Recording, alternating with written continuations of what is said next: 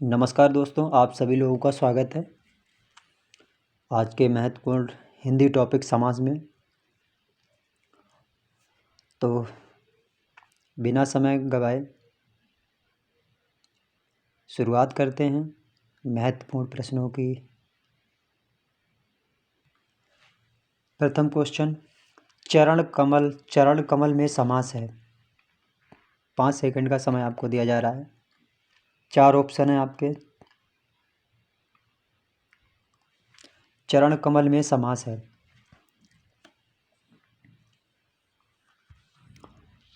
बताइए चरण कमल में कौन सा समास होगा।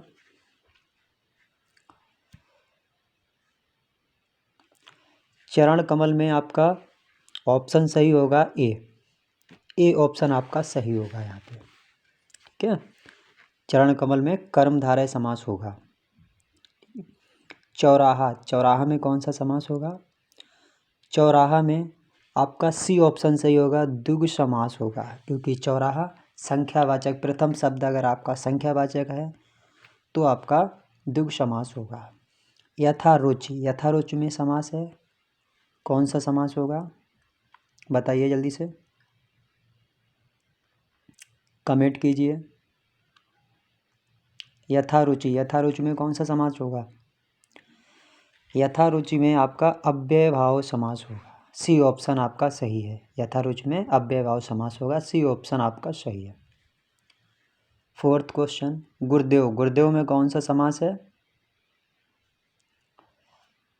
गुरुदेव जल्दी से बताइए कमेंट करके।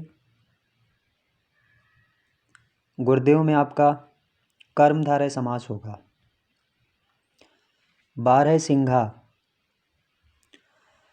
बारहसिंघा में कौन सा समास होगा।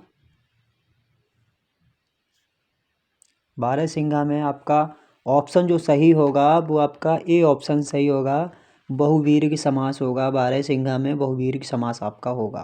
ठीक है, बहुवीर्य समास की कंडीशन होती है, ये तृतीय अर्थ का बोध करता है। ना तो यहाँ प्रथम पद ना ही द्वितीय पद प्रधान होता है, यहाँ पे तीसरा पद प्रधान होता है। बहुवीर्य समास कहलाता है। कर्मधारय समास का उदाहरण है, 6 नंबर का क्वेश्चन है, कर्मधारय समास का उदाहरण है। तो कर्मधारय समास की कंडीशन होती है, प्रथम पद यहाँ पे विशेषण होता है और द्वितीय पद यहाँ पे विशेष्य होता है, तो यहाँ पर कर्मधारय समास होगा। तो यहाँ पे 4 ऑप्शन में से सही ऑप्शन होगा, सी ऑप्शन सही है। श्वेत पत्र आपका कर्मधारय समास होगा। परमानंद में समास है। 4 ऑप्शन आपको दिए गए हैं, जल्दी से कमेंट करके बताइए परमानंद में समास कौन सा समास होगा। परमानंद में आपका कर्मधारय समास होगा। बी ऑप्शन आपका सही है। 8वां क्वेश्चन, निम्नलिखित में कौन सा समास नहीं है। फर्स्ट ऑप्शन द्वंद्व समास है। कर्मकारक समास सेकंड ऑप्शन। सी ऑप्शन तत्पुरुष समास। फोर्थ ऑप्शन आपका दिया गया है यहाँ पे कर्मधारय समास, डी ऑप्शन। तो यहाँ पे द्वंद्व भी समास होता है एक प्रकार का, तत्पुरुष भी होता है समास, कर्मधारय भी समास होता है, पर यहाँ पे कर्मकारक समास नहीं होता है, इसलिए यहाँ पे आपका बी ऑप्शन सही है। ये कोई भी समास नहीं होता है, बी ऑप्शन यहाँ पे गलत है, समास नहीं है, यानी कि यहाँ कर्मकारक समास नहीं है। क्वेश्चन नंबर 9, किस समास में दोनों पद प्रधान होते हैं। बहुवीर्य समास में कोई भी पद प्रधान नहीं होता है। तत्पुरुष समास में उत्तम पद प्रधान होता है और द्वंद्व समास में आपके दोनों ही पद प्रधान होते हैं। सी ऑप्शन यहाँ पे आपका सही है। द्वंद्व समास में दोनों पद आपके प्रधान होते हैं। ठीक है, और द्विगु समास प्रथम पद हमेशा ही संख्यावाची हो तो द्विगु समास होता है। तो यहाँ पे दोनों पद प्रधान होते हैं, अर्थात सी ऑप्शन आपका सही है, द्वंद्व समास।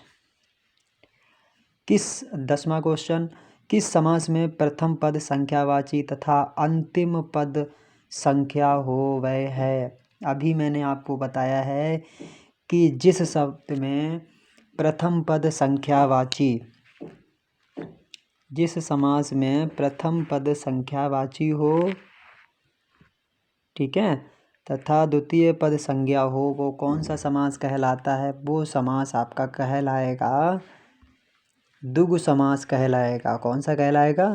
वो आपका द्विगु समास कहलाएगा। तो यहाँ आपका जो ऑप्शन आपका सही होगा वो आपका सी ऑप्शन करेक्ट होगा एकदम बिल्कुल। महाजन्मे समास है। 4 ऑप्शन है आपके पास। पहला ऑप्शन कर्मकारक समास, कर्मधारय समास, सेकेंड द्वंद्व समास, सी ऑप्शन द्विगु समास, तत्पुरुष समास। इनमें से कौन सा समास होगा, जल्दी से बताइए कमेंट करके। महाजन में समास है।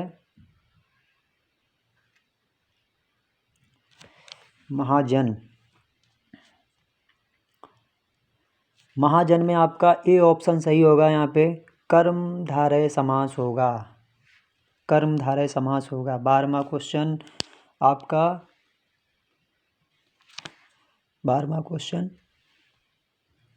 वज्रपाणी में समास है। वज्रपाणी में समास है। यहाँ पे बहुवीरिक समास होगा। वज्रपाणी में बहुवीरिक समास होगा। बी ऑप्शन आपका सही है। यहाँ पे पंचवटी में समास आपका, पंचवटी में कौन सा समास होगा। 4 ऑप्शन आपको दे रखे हैं। पंचवटी प्रथम पद संख्यावाची अगर हो तो यहाँ पे द्विगु समास हमेशा होगा। तो आपका बी ऑप्शन बिल्कुल ही सही है, द्विगु समास। 14 नंबर का क्वेश्चन, 14 नंबर का क्वेश्चन आपका, इनमें से कौन सा शब्द द्विगु समास है। इनमें से कौन सा शब्द द्विगु समास है। द्विगु प्रथम पद संख्यावाची हो, मैंने आपको बताया प्रथम पद संख्यावाची हो। तो यहाँ पर आपका चतुर्भुज, डी ऑप्शन बिल्कुल सही है। चतुर्भुज प्रथम पद संख्यावाची है, इसलिए डी ऑप्शन बिल्कुल सही है। चतुर्भुज आपका द्विगु समास होगा, ठीक है। और हिंदी में समास 4 प्रकार के होते हैं। आपको कुछ महत्वपूर्ण तथ्य आपको बता रहे हैं। हिंदी में जो समास आपके होते हैं वो 4 प्रकार के होते हैं। संस्कृत में आपके समास 6 प्रकार के होते हैं, क्योंकि जो आपका समास जो हिंदी में रहेंगे 4 प्रकार के रहेंगे, ठीक है। तत्पुरुष समास के ही कर्मधारय और द्विगु समास ये भेद होते हैं। तो समास के जो भेद होते हैं, अव्ययभाव समास होता है, द्वंद्व समास होता है, बहुवीरिक समास होता है, तत्पुरुष समास होता है, ठीक है। और तत्पुरुष समास के 2 भेद होते हैं, कर्मधारय समास और द्विगु समास। ये आपके तत्पुरुष समास के ही भेद होते हैं, ठीक है। नेक्स्ट कुछ हमने महत्वपूर्ण फैक्ट इसमें नोटिस किए हैं। जैसे पहला ऑप्शन हमने दिया, द्वंद्व समास में दोनों पद प्रधान होते हैं। द्वंद्व समास में क्या होता है, दोनों पद प्रधान होते हैं। जैसे वहाँ पे दिया होगा माता और पिता, भाई और बहन, इस प्रकार के जो क्वेश्चन होंगे वो आपके द्वंद्व समास के अंतर्गत आएंगे। सेकेंड, बहुवीरिक समास में प्रथम पद तथा अंतिम पद दोनों अप्रधान होते हैं। मैंने आपको क्या बताया अभी, बहुवीरिक समास एक ऐसा समास है जिसमें प्रथम पद और अंतिम पद यानी कि पूर्व पद और उत्तम पद दोनों ही आपके अप्रधान होते हैं। दोनों पदों की प्रधानता नहीं होती, किसी तीसरे पद की प्रधानता हो, वो बहुवीरिक समास कहलाएगा। और कर्मधारय में पूर्व पद विशेषण होता है तथा उत्तर पद विशेष हो, वो आपका कर्मधारय समास कहलाता है। द्विगु समास में प्रथम पद आपका संख्यावाची होता है। ये चीज़ हमेशा याद रखिएगा, प्रथम पद संख्यावाची होगा। चतुर्भुज है, चौराहा है, तो प्रथम पद आपका संख्यावाची हो तो वो आपका द्विगु समास होगा। तत्पुरुष समास में उत्तर पद प्रधान होता है और अव्ययभाव समास में पूर्व पद प्रधान होता है और पूर्व पद प्रधान होता है तथा पूर्व पद में आपका उपसर्ग भी लगा होता है। तो ये आपकी जो पहचान होती है जिसमें उपसर्ग लगा हो वो आपका अव्ययभाव समास होगा। आज के महत्वपूर्ण प्रश्न थे ये समास से। कई वर्षों से बार बार ये प्रश्न पूछे जा रहे हैं। अर्थात आप लोगों को वीडियो यह कैसा लगा है प्लीज़ कमेंट अवश्य करें, ताकि हमको मालूम हो कि आपको किस प्रकार के प्रश्नों की और आवश्यकता है। कमेंट करें, आपको और भी प्रश्न मिल जाएंगे।